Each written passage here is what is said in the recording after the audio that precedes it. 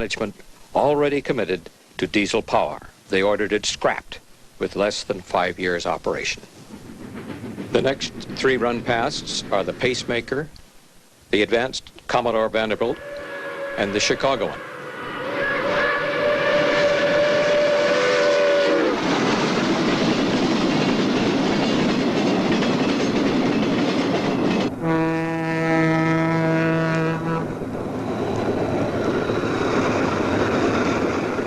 When Keefer took over as chief engineer in 1926, the Pacific-type locomotives on which the New York Central had relied for so long were no longer able to shoulder the load.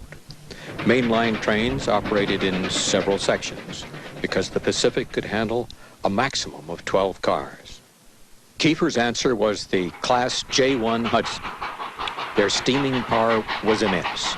They could hit 75 miles an hour with a 26-car train with ease.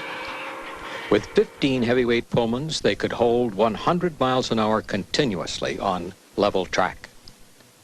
Their introduction permitted sharp reduction in both costs and running times. The 20th century went to an 18-hour schedule, New York to Chicago. Many extra sections were eliminated. Between 1927 and 1937, some 275 Hudsons were built. Later models had centipede tenders. These 14-wheel monsters had the largest coal capacity in the world, 46 tons. Between New York and Chicago or St. Louis, only a single refueling stop was required.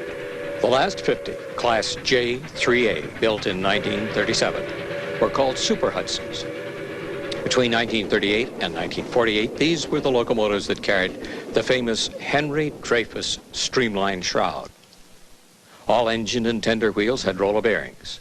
25 had the box-pock style drivers and 25 had skull and disc drivers. The engine was designed for 275 pounds boiler pressure, but this was so high it actually bent the side rods and pressure had to be reduced to 265.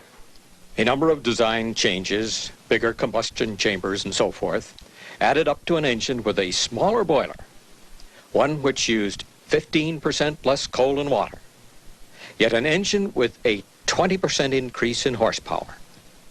Permissible speeds rose to 120 miles an hour. The schedule of the century was cut to just 16 hours. Between Toledo and Elkhart, the timetable called for an average of 74 miles an hour. Passenger trains behind time sometimes averaged better than 90 miles an hour on this 133-mile stretch.